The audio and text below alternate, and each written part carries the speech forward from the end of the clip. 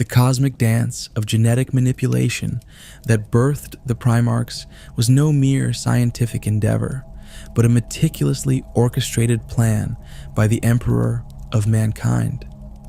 Each Primarch represented a living weapon, a genetic masterpiece designed to be both the ultimate warriors and the foundational leaders of humanity's galactic reconquest. The scattering of these genetically enhanced beings across the galaxy was not an accident, but a complex strategic response to an existential threat that few truly comprehended.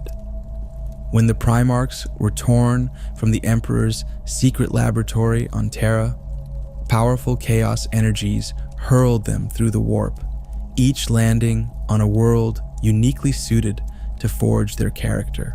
Vulkan's trajectory would carry him to Nocturne, a planet that defied conventional understanding of planetary survival. Nocturne existed in a perpetual state of environmental hostility.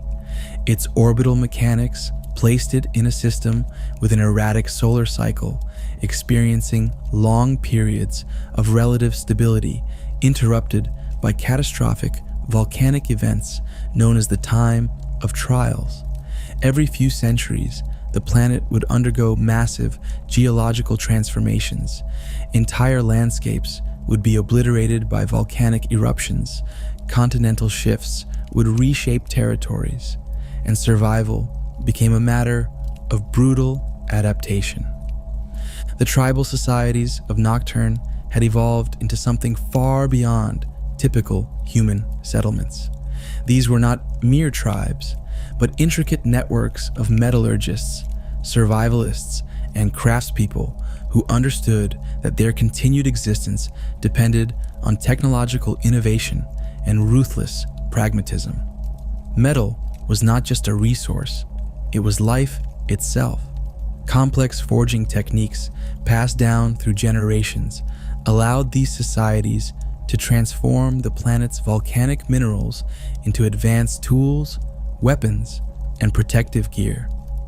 Into this unforgiving landscape, an infant would fall, not as a helpless child, but as a being of extraordinary potential. Vulkan's arrival was witnessed by the Ihara tribe, a collective known for their exceptional metalworking skills.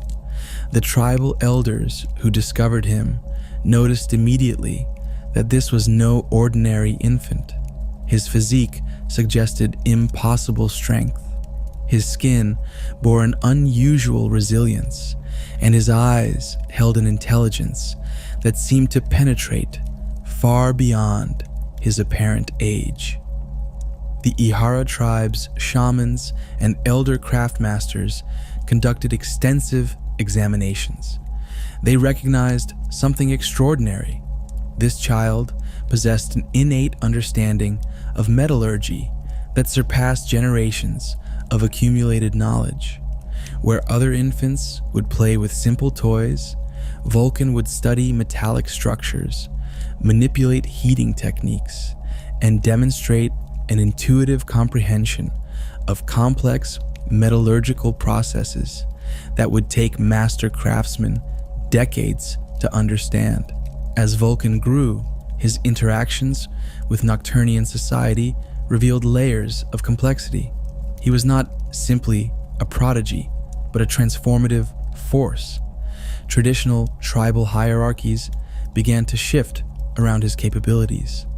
Metalworking techniques that had been closely guarded secrets for generations were rapidly evolved under his guidance. He didn't just learn in the existing techniques, he reimagined them entirely. The survival challenges of Nocturne demanded constant innovation.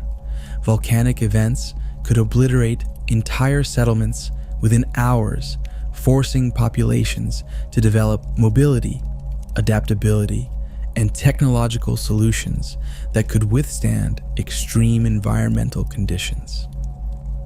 Vulkan's early years were a crucible of constant adaptation, learning to predict volcanic movements, designing protective structures, creating tools that could survive and function under extreme temperatures and geological stress. His psychological development was equally fascinating. Where another might have been broken by the constant environmental threats, Vulkan developed a profound respect for human potential and resilience. The Nocturnian approach to survival, which balanced technological innovation with physical endurance, would become the fundamental philosophy of his future Space Marine Legion. The metallurgical environment of Nocturne was not just a backdrop to Vulkan's development, but an active participant in shaping his character. The planet's volcanic regions produced unique mineral compounds that required extraordinary skill to process. Traditional smelting techniques were insufficient. One needed to understand not just the physical properties of metals, but their molecular structures, their response to different energy states, and their potential for transformation. Vulkan's early experiments with these materials went far beyond what any existing Nocturnian craftmaster could comprehend. He would spend days in volcanic regions, collecting rare mineral samples, developing new alloys that could withstand temperatures that would instantly vaporize conventional metals. His understanding was intuitive, yet scientifically precise, a combination that would later become legendary throughout the Imperium. The mineral discoveries and metallurgical innovations that Vulkan pioneered during his adolescence quickly transcended individual achievement. What began as personal experimentation rapidly became a technological revolution that would fundamentally reshape Nocturnian civilization. Traditional blacksmithing on Nocturne involved primitive techniques that prioritized immediate survival over long-term technological progression.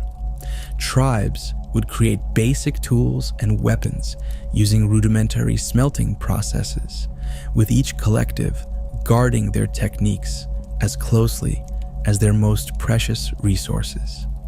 Vulkan introduced a radical paradigm shift.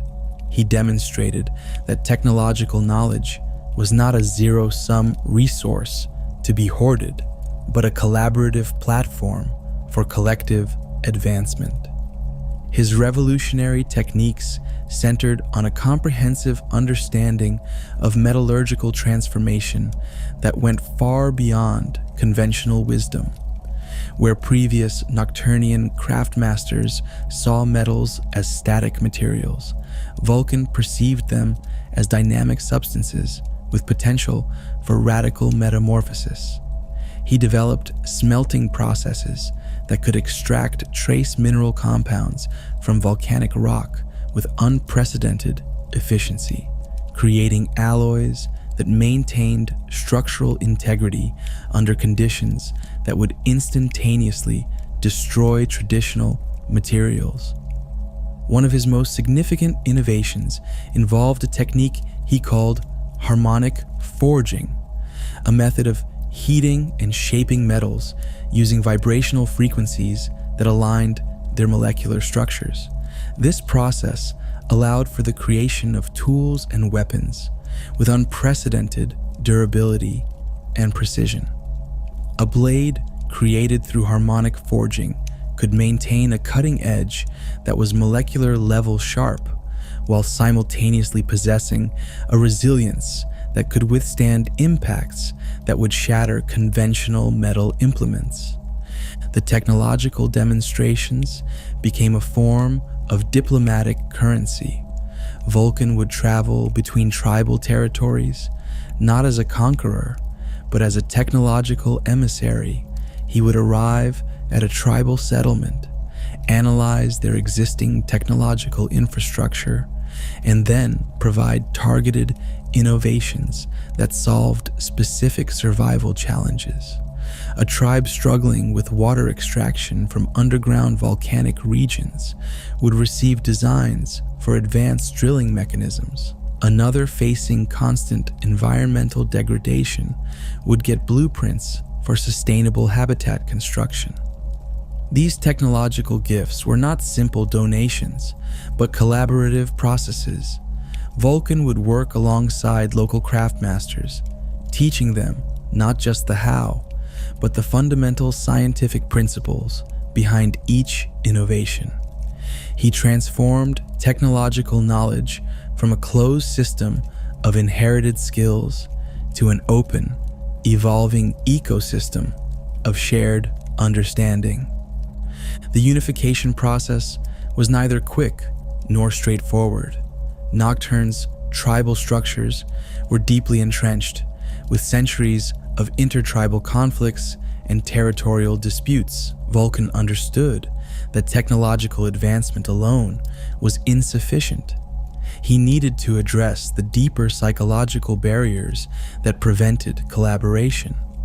His approach involved creating neutral technological zones, collaborative workshops where craftmasters from different tribes could work together, share knowledge, and develop collective solutions. These weren't just physical spaces, but conceptual frameworks that challenged existing tribal hierarchies. A master craftsman from the northern volcanic regions would work alongside a metallurgist from the southern territories, their previous tribal affiliations becoming increasingly irrelevant in the face of shared technological goals. The technological communities that emerged were unlike anything Nocturne had previously witnessed. They were not mere settlements, but living, breathing technological ecosystems. Infrastructure was modular and adaptable, designed to be rapidly reconfigured in response to the planet's volatile geological conditions. Energy systems were decentralized, drawing power directly from volcanic thermal emissions. Communication networks used advanced frequency modulation techniques that could transmit information across vast distances, even during the most severe volcanic disruptions. When comparing Vulkan's technological approach to other Primarchs, the distinctions became starkly evident. Perturabo of the 4th Legion was a master of siege warfare and intricate mechanical design, but his innovations were fundamentally military in nature. The Mechanicum's technological paradigm, represented by figures like Rogal Dorn, emphasized standardization and replication. Vulkan's approach was radically different. He saw technology as a living, adaptive organism that grew through collaborative interaction. The first advanced technological communities established under Vulkan's guidance were not just settlements, but comprehensive survival platforms. They incorporated advanced geological monitoring systems that could predict volcanic events with unprecedented accuracy. Habitat designs used metamaterial principles, with structures that could literally reshape themselves in response to environmental stress. Transportation networks utilized magnetic levitation technologies that could rapidly evacuate entire population centers during potential geological catastrophes. These communities became laboratories of human potential, demonstrating that technological advancement was not about creating more powerful tools, but about fundamentally reimagining human capabilities. Each settlement became a node in an increasingly sophisticated technological network, with knowledge and innovations flowing between them with unprecedented speed and complexity. The technological networks Vulkan had established on Nocturne would prove to be merely a prelude to his true destiny. The arrival of the Imperial Expeditionary Fleet was not a moment of sudden discovery, but a calculated convergence of cosmic design. Unlike the dramatic reunions of other Primarchs, Vulkan's rediscovery was a methodical process of recognition and assessment. Imperial scout vessels had been tracking the unprecedented technological developments on Nocturne for months. The reports that reached the Emperor's strategists were unlike any previous planetary assessment. Here was not just a technologically advanced world, but a civilization that had fundamentally reimagined survival itself. The detailed schematics, the modular infrastructure, the adaptive technological ecosystems, all pointed to a singular intelligence behind these innovations. When the Emperor arrived, it was not as a conqueror or a distant ruler, but as a technological peer. Their first interaction was not a dramatic embrace, but a prolonged technical discourse that lasted several standard Terra days. They discussed metallurgical processes, discussed adaptive infrastructure design, and explored the fundamental principles of technological evolution. For the first time, many Imperial observers witnessed the Emperor not as a mythical figure, but as a comprehensive intellect capable of engaging in nuanced technological dialogue. Vulkan's integration into the Imperium's military infrastructure was anything but conventional. Where other Primarchs were immediately thrust into combat roles, Vulkan was first positioned as a comprehensive technological advisor. He was assigned to multiple departments, the Adeptus Mechanicus, Imperial Logistics, and Strategic Development Committees. His recommendations didn't just improve existing systems, they fundamentally reimagined them. The formation of the 18th Legion, the Salamanders, reflected Vulkan's unique approach to warfare and human potential.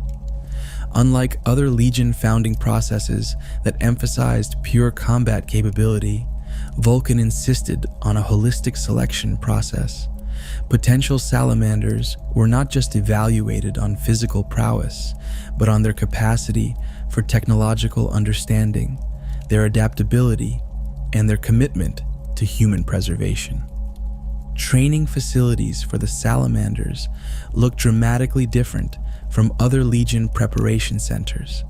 Combat simulations were integrated with technological problem-solving scenarios. A typical training exercise might involve not just neutralizing a hostile force, but developing infrastructure solutions for a planetary population under siege. Marines were taught that their primary mission was not just warfare, but the preservation and advancement of human civilization. The early campaigns of the Salamanders during the Great Crusade quickly established them as something more than a standard Space Marine Legion, where the Ultramarines represented surgical precision and the World Eaters embodied raw aggression. The Salamanders became known for their comprehensive approach to military engagement. A typical Salamanders campaign involved not just combat operations, but immediate post-conflict infrastructure restoration. On the desert world of Kethar, the Salamanders didn't just defeat an indigenous Xenos population. They completely redesigned the planet's water extraction and distribution systems. After neutralizing military resistance, Vulkan personally spent weeks working with local populations, establishing technological infrastructure that would fundamentally improve survival conditions. This approach was revolutionary. Warfare was not just about territorial conquest, but about comprehensive human advancement. Vulkan's leadership style defied traditional military hierarchies. He wasn't a distant commander who issued orders from a command ship, but a leader who was consistently on the ground, working alongside his Marines. During the pacification of the Gosar Quintus system, he was observed personally repairing power systems on a critically damaged Imperial vessel, working alongside technicians and junior crew members with the same intense focus he might apply to a critical battlefield maneuver. The reputation he established during the Great Crusade was multifaceted. Imperial record keepers noted his unusual approach. A Primarch who was equally comfortable discussing advanced metallurgical techniques as he was leading a combat drop. Military strategists were initially skeptical of his methodology, but consecutive successful campaigns rapidly transformed that skepticism into profound respect. His technological innovations became a critical component of Imperial military expansion. Salamander's equipment was fundamentally different from other legions, where the Iron Hands emphasized cybernetic augmentation and the Imperial Fists focused on modular weaponry. Vulkan's Legion developed adaptive combat systems that could be rapidly reconfigured based on environmental conditions. A Salamander's power armor could transition between desert, Arctic, and volcanic environments with minimal recalibration, a capability that became legendarily useful during multi-terrain campaigns.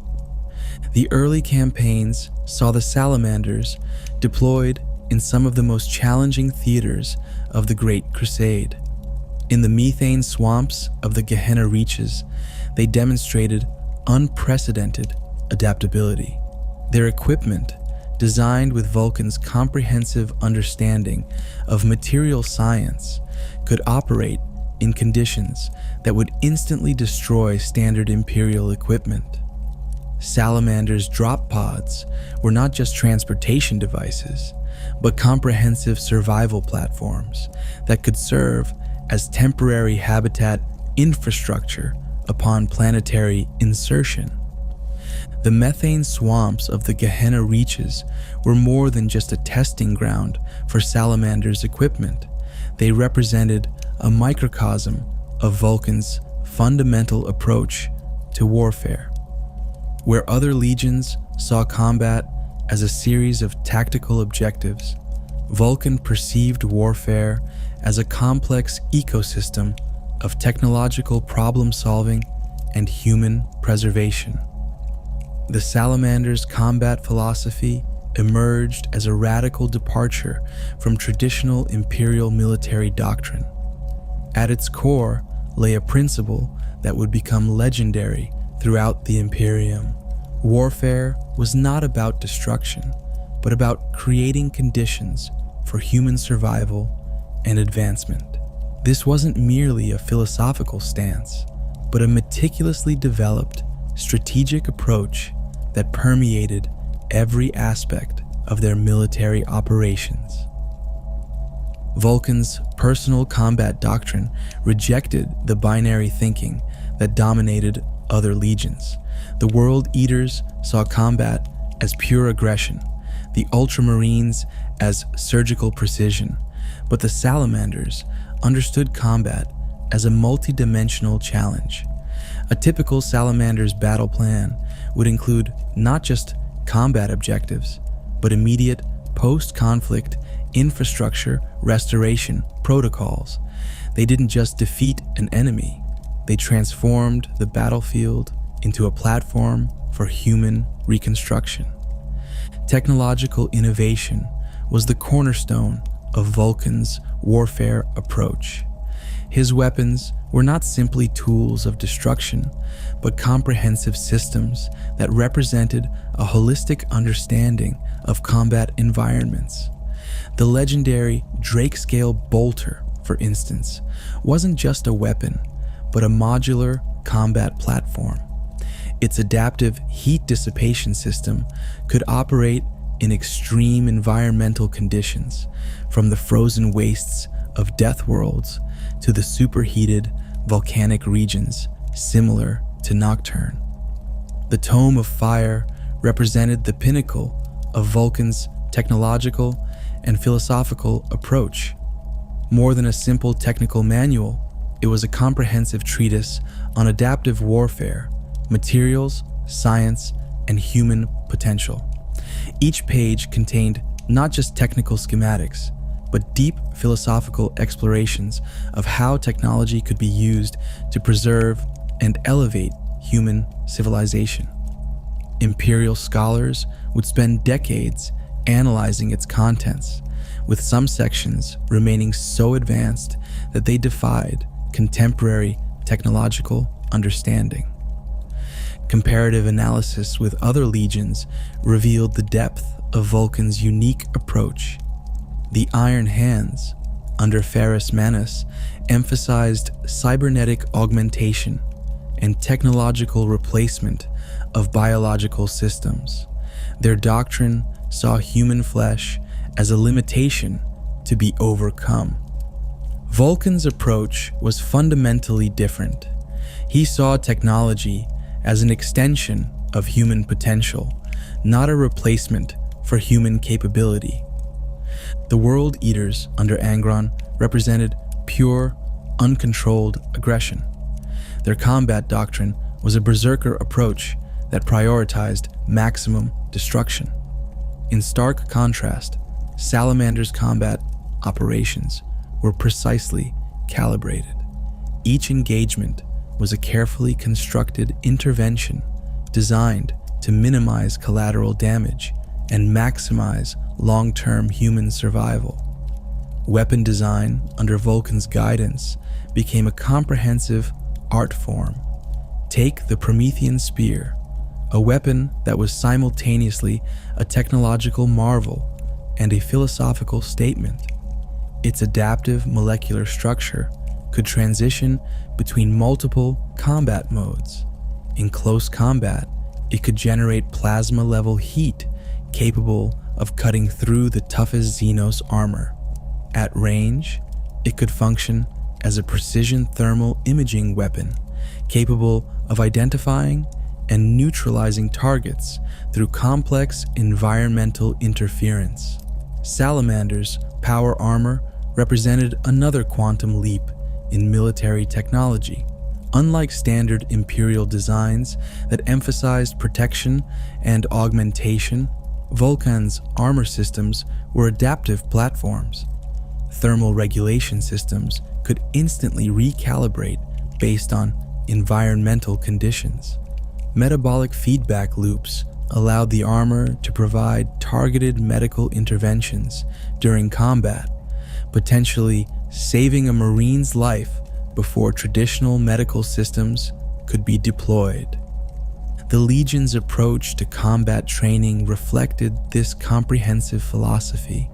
A Salamander's Marine wasn't just trained in combat techniques, but in comprehensive survival and reconstruction methodologies. Standard training included advanced geological assessment, emergency infrastructure development, and adaptive problem-solving scenarios. A typical training exercise might involve not just neutralizing a hostile force, but immediately establishing survival infrastructure for a planetary population. Vulkan's personal combat style was equally unconventional. Unlike other Primarchs who relied on singular combat techniques, he was a comprehensive warrior who could adapt to multiple combat scenarios. His fighting style incorporated elements of precise technological intervention, understanding that each combat engagement was more than just a confrontation. It was an opportunity to demonstrate human potential. Weapon forging became a meditative process for Vulkan. Each weapon was not just manufactured, but was essentially birthed through a complex process that combined technological precision with a deep understanding of material science. Salamanders, weaponsmiths, would spend weeks or months developing a single implement, with Vulkan often personally involved in the most critical stages of development. The thermal imaging and adaptive combat systems developed by the Salamanders became so advanced that they would influence imperial military technology for centuries. Battlefield assessment technologies, originally developed for Salamanders operations, would be adopted by multiple imperial military branches, demonstrating the far-reaching impact of Vulkan's technological approach to warfare. The thermal imaging technologies that defined Salamanders' warfare could not have predicted the most devastating fracture in human history. The relationships between Primarchs were complex ecosystems of mutual respect, technological exchange, and deeply personal connections that would be brutally shattered during the Horus Heresy. Vulkan's relationship with Ferrus Manus represented one of the most profound brotherhoods among the Primarchs, where other genetic brothers maintained distant, politically calculated interactions. Vulkan and Ferrus shared a connection that transcended typical military camaraderie. Both were master craftsmen. Both understood technology as an extension of human potential rather than a mere tool of warfare.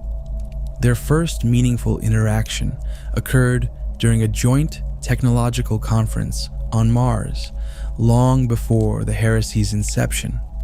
Ferrus was demonstrating advanced cybernetic integration techniques, while Vulkan presented comprehensive, adaptive metallurgical processes.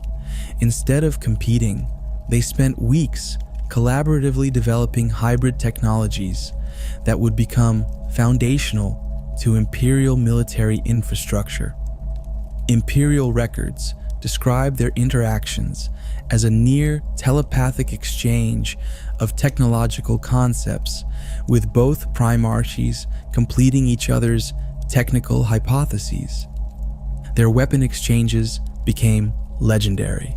Ferrus would craft impossibly intricate mechanical limbs and weapon systems, while Vulkan would develop the adaptive materials and thermal regulation technologies that made those systems functional. A famous example was the development of the Gorgon pattern Terminator armor, a collaboration that represented the pinnacle of human technological achievement. When initial reports of Horus's betrayal began circulating, both Primarchs responded with calculated skepticism. The imperial military was not a monolithic entity, but a complex network of competing ideologies and strategic perspectives.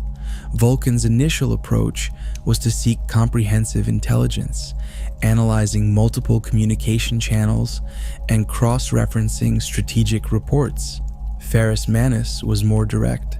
His cybernetic enhancements and analytical mind processed the betrayal as a military problem to be solved through direct intervention.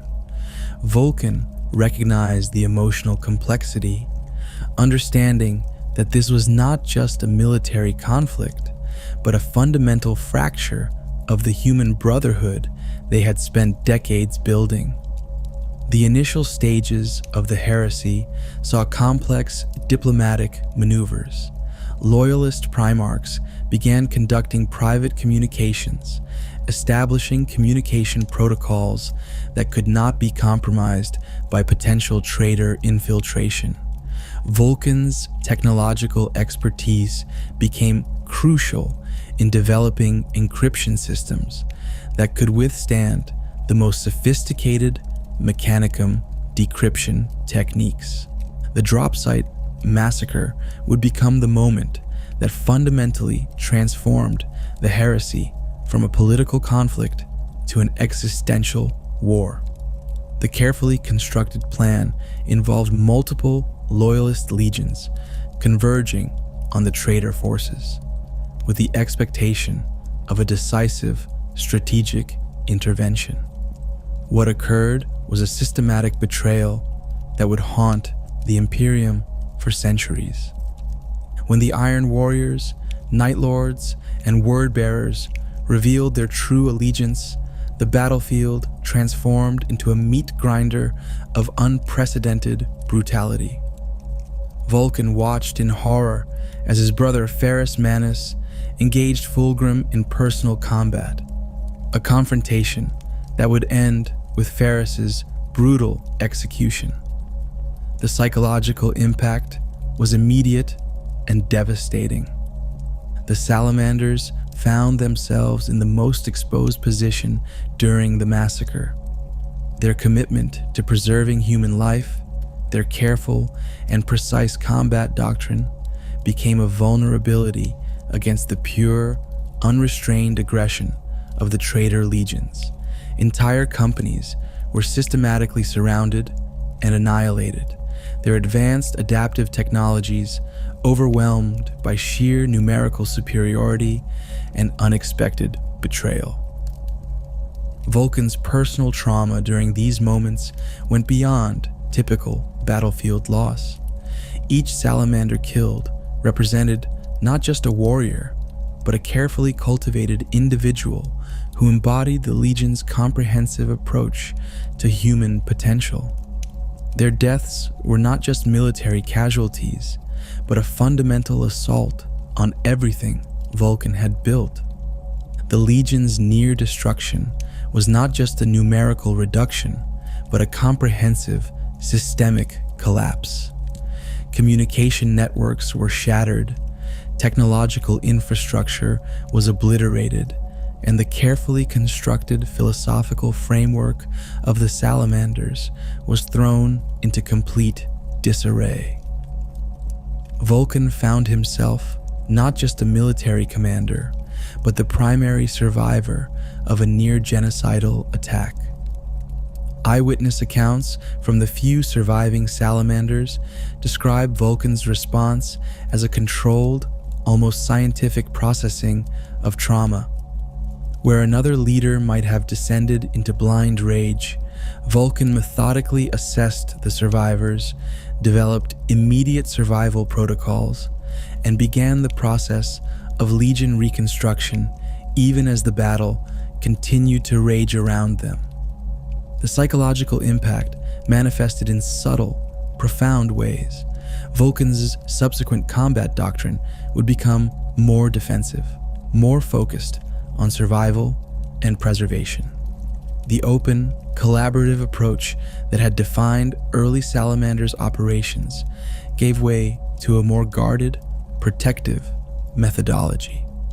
Each surviving Marine was now viewed as an irreplaceable resource, each piece of technological infrastructure a critical component of human survival.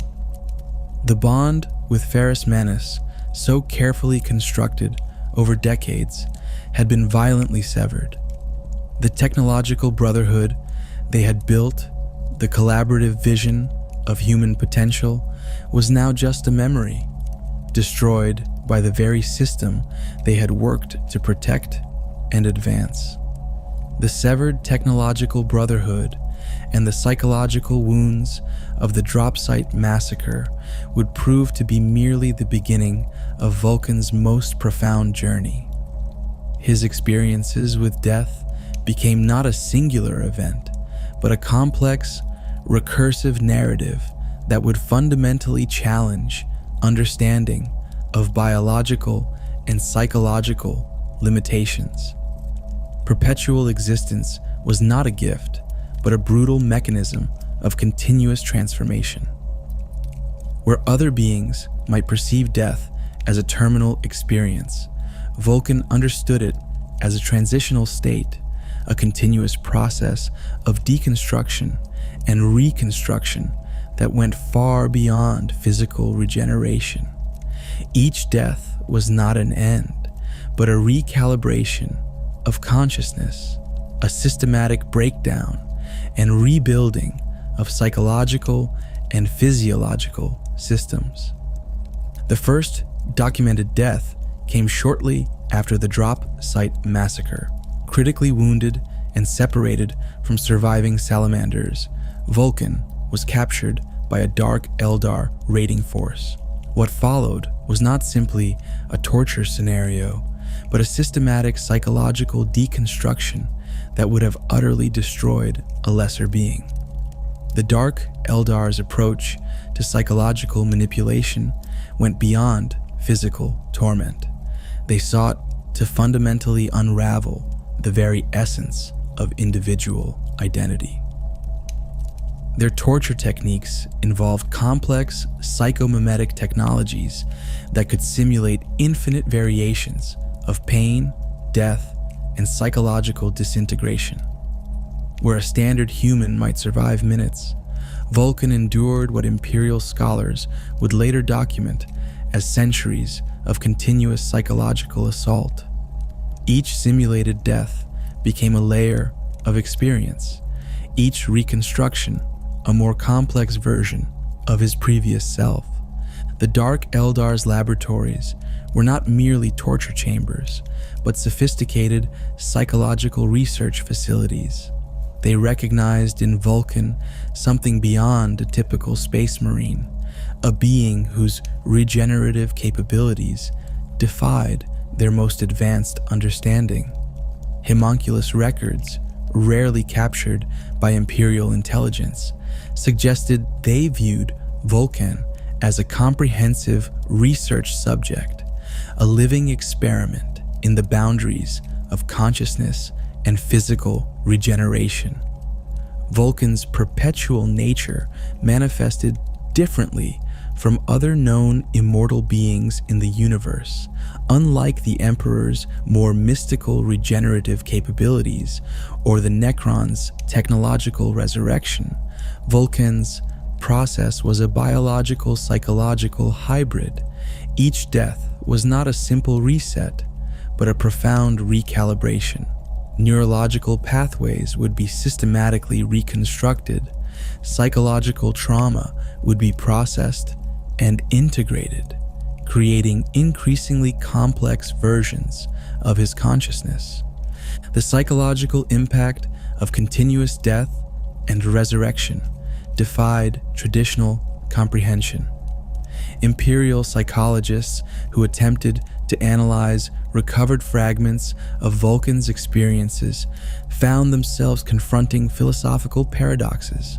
How does consciousness maintain continuity through repeated systemic destruction?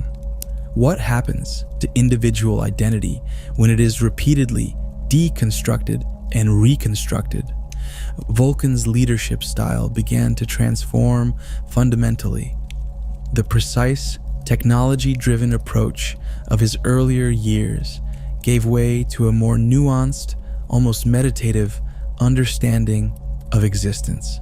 Where he once saw technological solutions as absolute, he now understood them as fluid, adaptive systems. Each resurrection brought with it layers of experience that transcended typical linear understanding. The Dark Eldar's experiments revealed something profound about Vulkan's perpetual nature. Unlike their other subjects who would eventually break, Vulkan's consciousness developed adaptive mechanisms.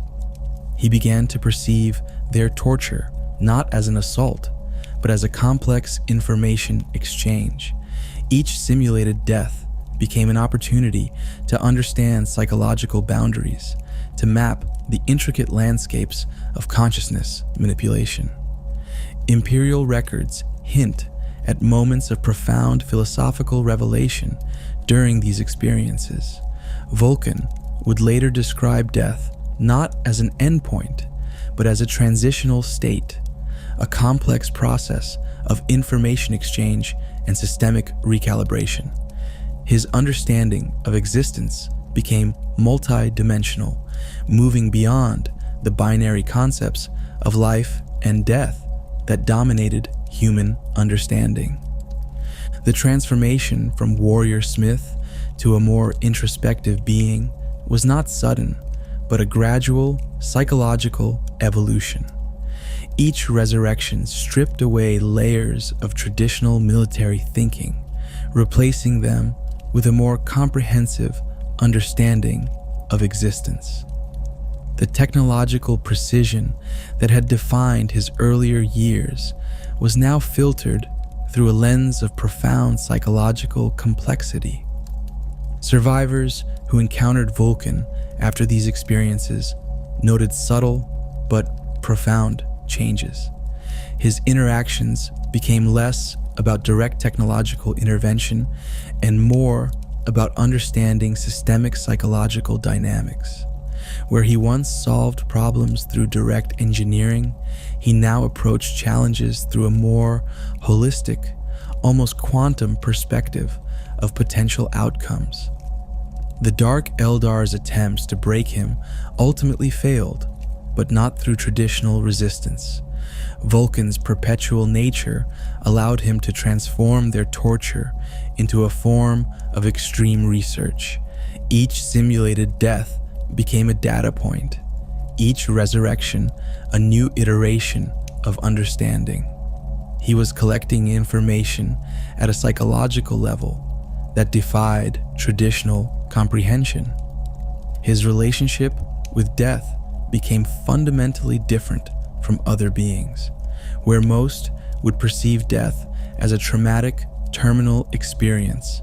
Vulkan understood it as a complex information exchange. Each resurrection was not a return to a previous state, but the emergence of a more sophisticated version of consciousness. The technological precision of his earlier years was now complemented by a profound psychological complexity. Vulkan was no longer just a warrior smith, but a living experiment in the boundaries of consciousness, a being who had peered into the fundamental mechanics of existence and returned with insights that challenged basic human understanding.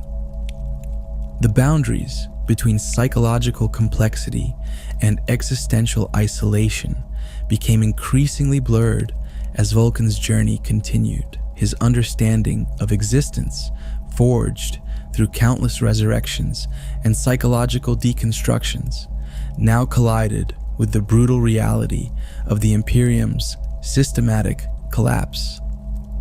Isolation was not a passive state for Vulkan, but an active form of psychological research.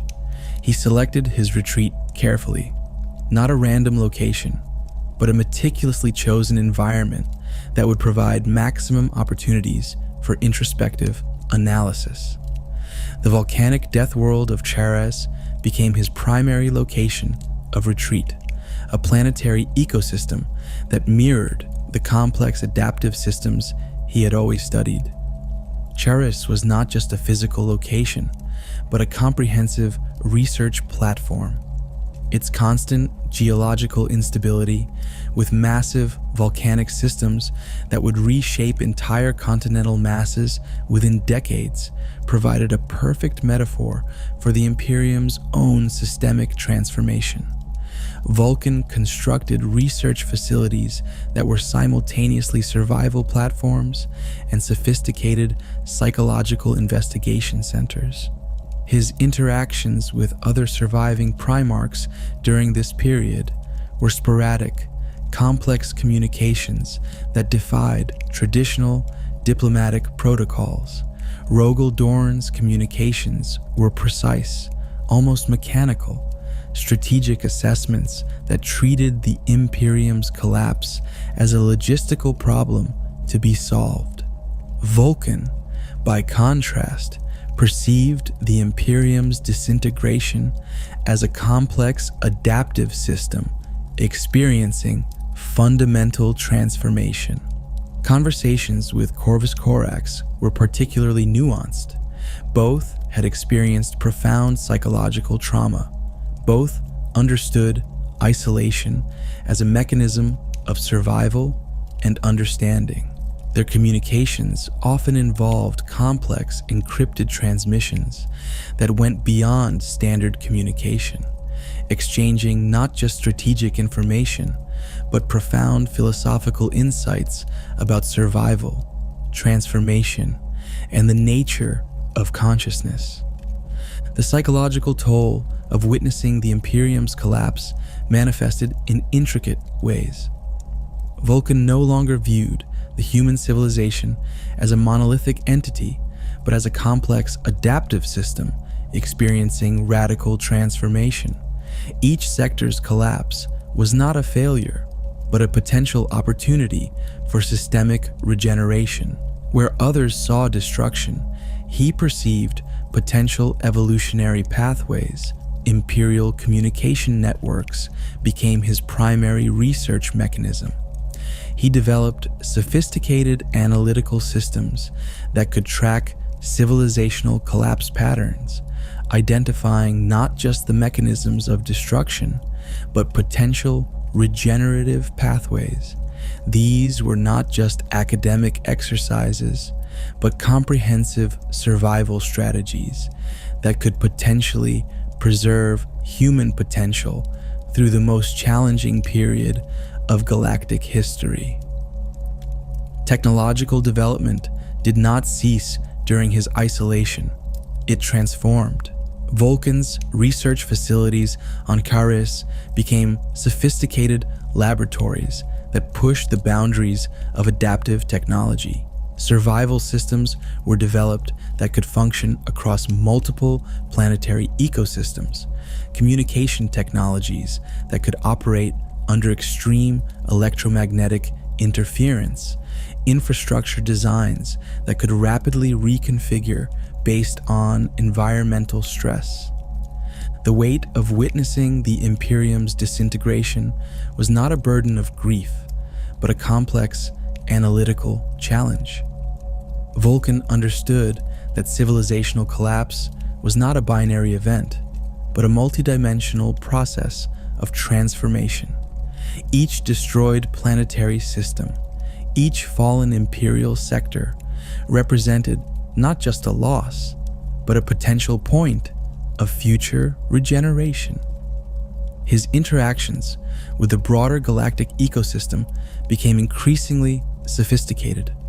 Intelligence gathering was not just about military strategy, but about understanding complex systemic dynamics. Vulkan developed communication networks that could operate across multiple dimensional frequencies, gathering information from sources that traditional Imperial intelligence would have considered impossible to access. The psychological complexity of his perpetual nature became both a research tool and a survival mechanism. Where traditional beings would be overwhelmed by witnessing systematic civilizational collapse, Vulkan could process these experiences through multiple psychological lenses. Each destroyed planetary system was not just a tragedy, but a complex data point in a broader understanding of civilizational dynamics. Technological development continued, but with a fundamentally different approach. Vulkan was no longer developing technologies for immediate military application, but creating adaptive systems that could potentially preserve human potential through the most challenging period of galactic history. Survival technologies were developed that could function across multiple planetary ecosystems, communication systems that could operate under extreme conditions. Interactions with other surviving Primarchs reveal the diverse psychological responses to the Imperium's collapse. Guilliman approached the situation as an administrative challenge, developing complex bureaucratic mechanisms to preserve human infrastructure. Vulkan, by contrast, saw the collapse as a comprehensive evolutionary opportunity, a chance to fundamentally reimagine human potential. The isolation was not a retreat, but a strategic research position.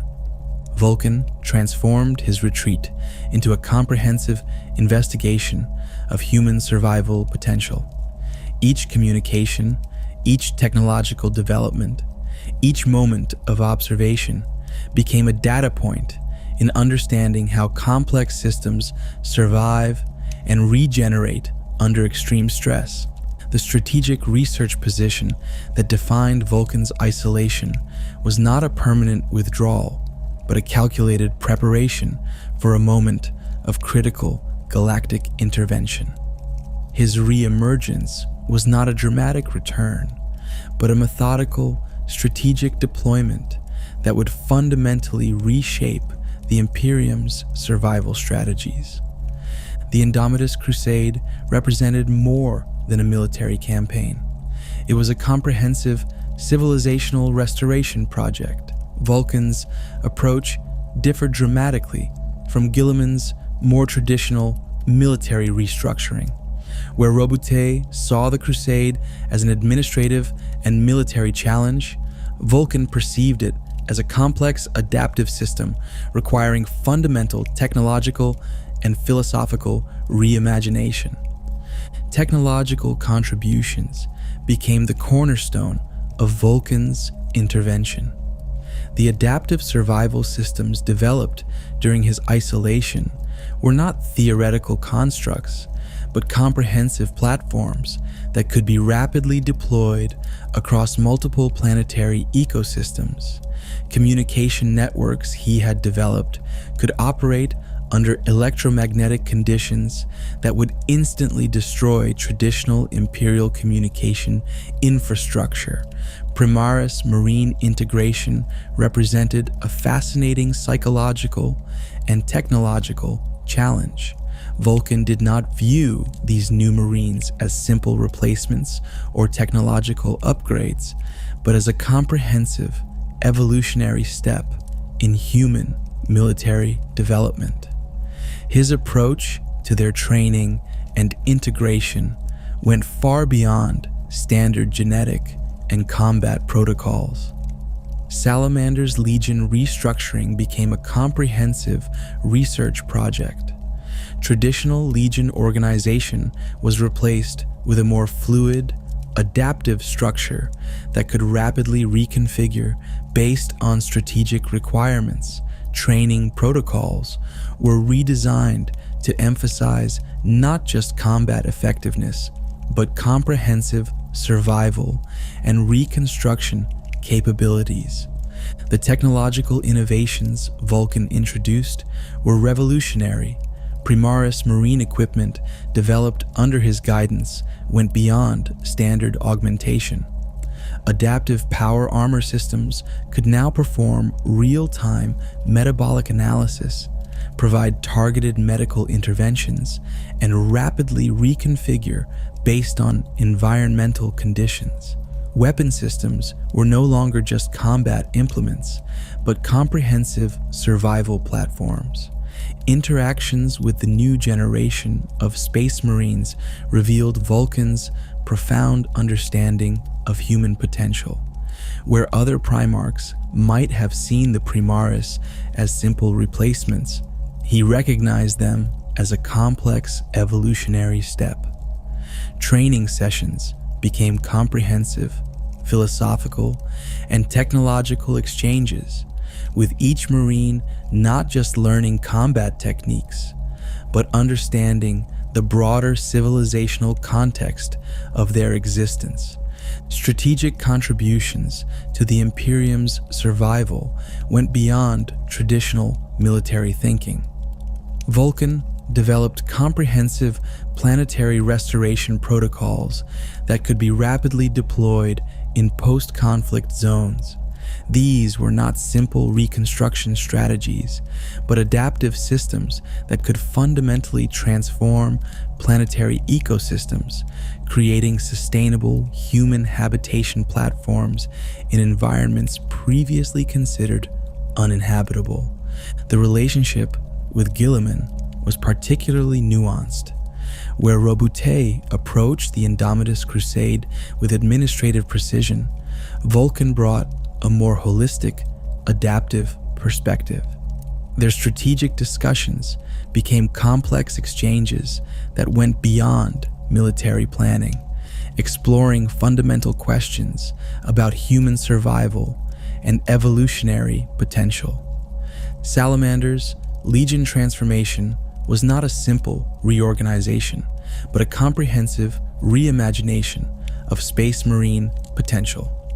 Training protocols were redesigned to emphasize psychological adaptability, technological understanding, and comprehensive survival capabilities. A Salamanders Marine was no longer just a warrior, but a comprehensive human survival platform. Technological innovations developed during the Crusade pushed the boundaries of Imperial understanding. Communication systems that could operate across multiple dimensional frequencies, adaptive infrastructure platforms that could rapidly reconfigure based on environmental stress, medical technologies that could provide comprehensive biological intervention. These were not simply improvements, but fundamental reimaginings of human technological potential.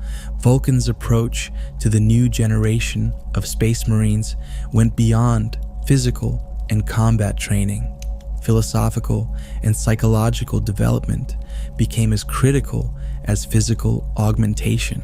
Each Primaris Marine underwent comprehensive training that explored the broader context of their existence, understanding their role not just as warriors, but as potential preservation mechanisms for human civilization.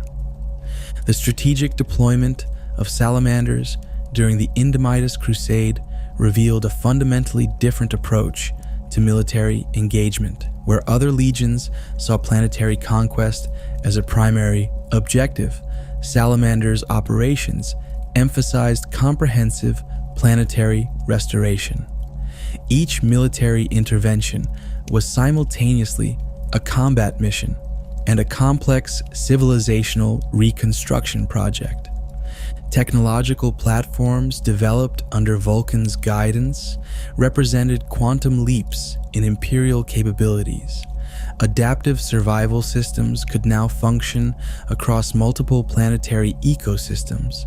Communication technologies could operate under conditions that would instantly destroy traditional infrastructure. Medical technologies could provide interventions that previously seemed impossible.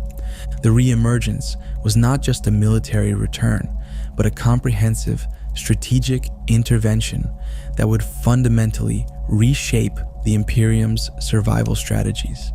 Vulkan had transformed from a warrior smith to a comprehensive human survival strategist, bringing technological and philosophical insights developed during years of isolation into a practical, galaxy-spanning restoration project. The comprehensive, strategic intervention of the Great Crusade was more than a military campaign. It was a philosophical statement about human potential, with Vulkan's ethical framework serving as its fundamental architecture. His moral philosophy emerged not from abstract theoretical constructs, but from centuries of direct experience with human survival under the most extreme conditions imaginable. Vulkan's approach to human life defied the typical Imperial paradigm of expendability, where other Primarchs and Imperial strategists viewed human populations as resources to be allocated or sacrificed. Vulkan perceived each individual as a complex adaptive system with intrinsic value beyond immediate utility. This wasn't a soft humanitarian perspective, but a ruthlessly pragmatic understanding of human potential developed through millennia of observation and survival. The concept of sacrifice underwent a fundamental reimagination under Vulkan's philosophical framework. Traditional Imperial doctrine saw sacrifice as a binary mechanism, an individual's death in service of a broader objective. Vulkan understood sacrifice as a complex, multi-dimensional exchange where an individual's potential could be preserved and transformed even through apparent destruction. Comparative analysis with other Primarchs revealed stark philosophical distinctions. Guilliman approached human life through administrative efficiency, calculating population dynamics with mathematical precision. Angron saw humans as nothing more than potential combat resources. The Emperor viewed humanity as a collective evolutionary project. Vulkan, by contrast, saw each human as a comprehensive potential, a living technological and psychological platform with infinite adaptive capabilities. His ethical standards emerged from a profound understanding of survival mechanics, where other Primarchs developed moral frameworks based on military effectiveness or ideological purity. Vulkan's ethics were fundamentally based on comprehensive human preservation. A tactical decision wasn't just evaluated by its immediate military outcome, but by its long-term implications for human potential. The Salamanders Legion became a living philosophical experiment, transforming from a traditional Space Marine Legion into a comprehensive human preservation mechanism.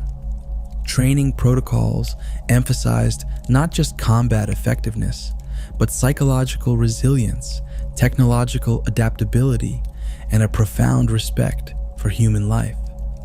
A Salamander's Marine was trained to see beyond immediate conflict, understanding each engagement as a complex civilizational interaction.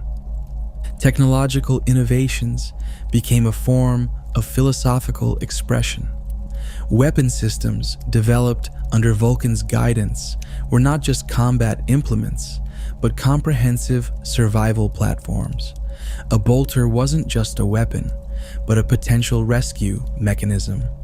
Power armor wasn't just protection, but a mobile life support and medical intervention system.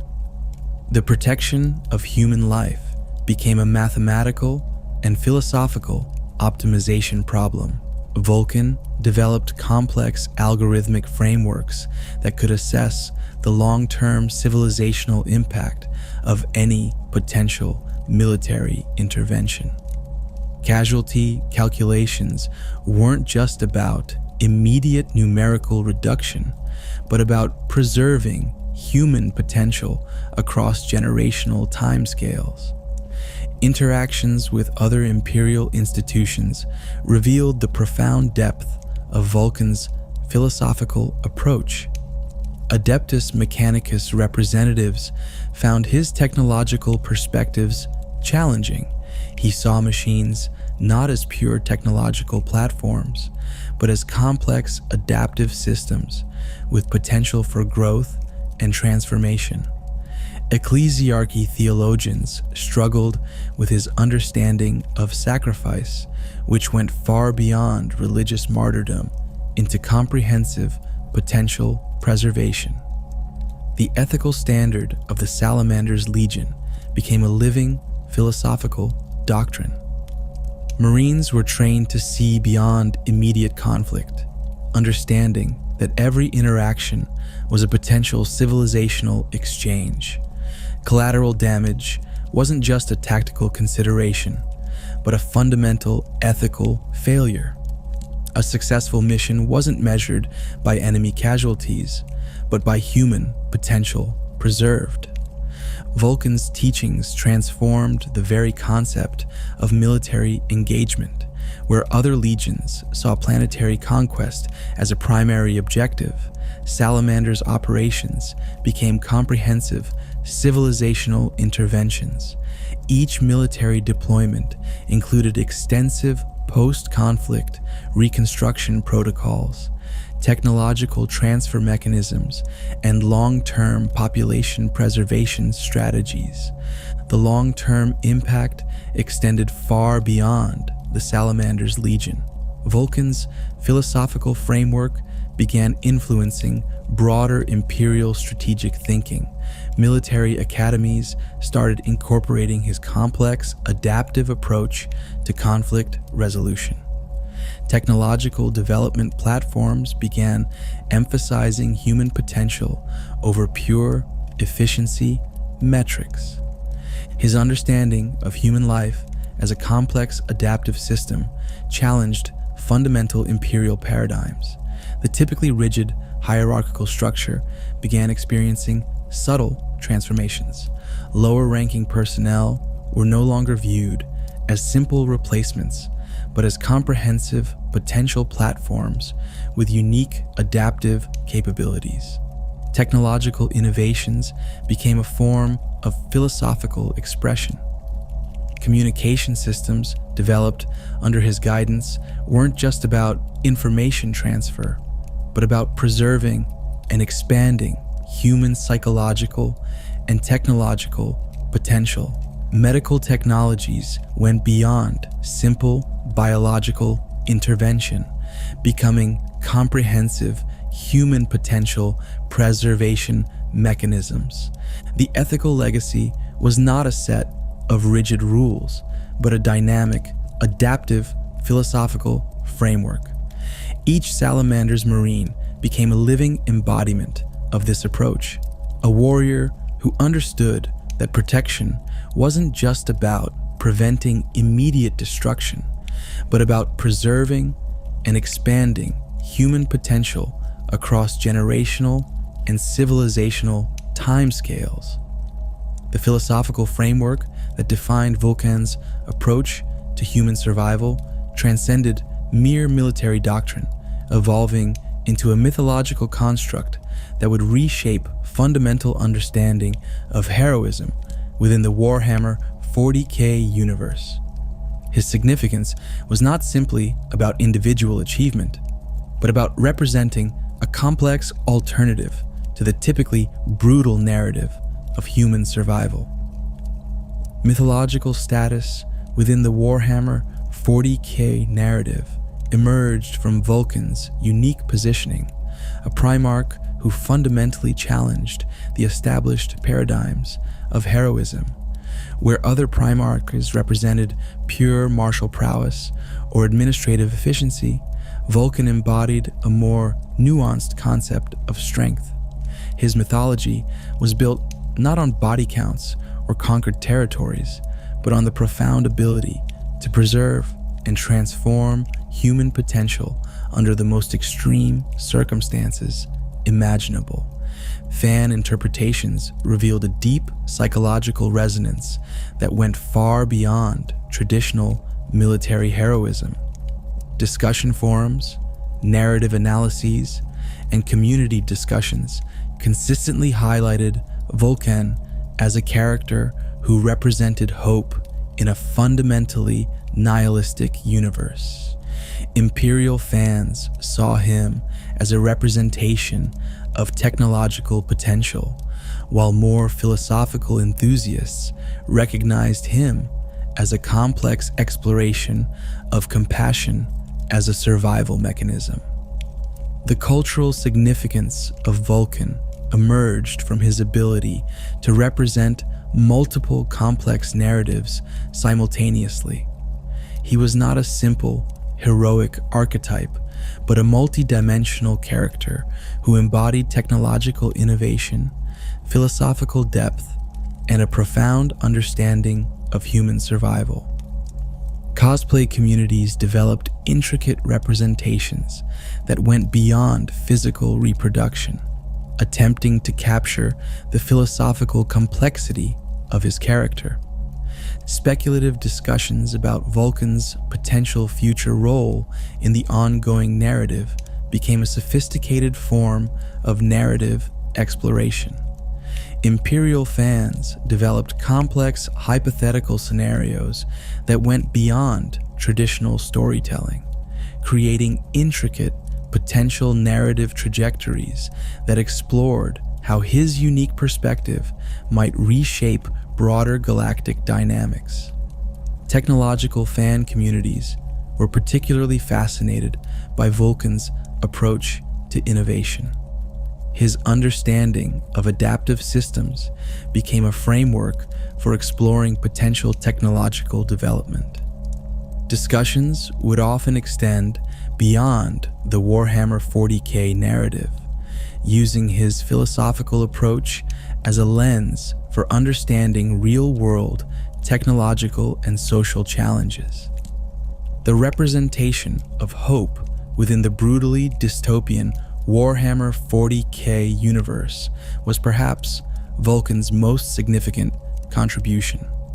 In a narrative typically defined by unrelenting violence and systemic brutality, he represented an alternative approach, a form of resilience that wasn't about pure survival, but about maintaining fundamental human potential. Cosplay and fan art communities developed increasingly sophisticated representations that went beyond simple visual reproduction. Advanced costume designs would incorporate complex narrative elements, adaptive technological systems, philosophical symbolism, and multi-layered representations of survival and transformation. Imperial fan communities developed comprehensive, alternative narrative explorations. These weren't simple fan fiction exercises, but sophisticated narrative experiments that used Vulkan's character as a framework for exploring complex philosophical and technological potential. Discussion forums would develop intricate hypothetical scenarios, exploring how his unique perspective might reshape broader galactic dynamics. The mythological status extended beyond traditional narrative boundaries. Academic analysis began exploring Vulkan as a complex philosophical construct, a representation of technological optimism in a fundamentally pessimistic narrative universe. Scholarly papers would analyze his character as a comprehensive exploration of resilience, technological potential, and human adaptability. Narrative potential remained fundamentally open. Unlike other Primarchs with more clearly defined narrative trajectories, Vulkan represented a continuously evolving philosophical platform. Each new narrative development would reveal additional layers of his complex understanding of human potential. Technological fan communities continued to find sophisticated inspiration in his approach. His understanding of adaptive systems became a framework for exploring potential technological development. Discussions would often extend beyond the Warhammer 40K narrative, using his philosophical approach as a lens for understanding real-world technological and social challenges. The enduring significance of Vulkan was not about individual heroic achievement, but about representing a profound alternative approach to survival. In a universe typically defined by unrelenting violence and systemic brutality, he represented a form of resilience that went beyond simple survival, a comprehensive understanding of human potential that suggested transformation was always possible, even under the most extreme circumstances. As the narrative of the Warhammer 40K universe continues to evolve, Vulkan remains a critical point of philosophical and narrative potential, a character who represents not just a potential future, but a fundamental reimagining of what heroism and survival could represent in a fundamentally challenging universe.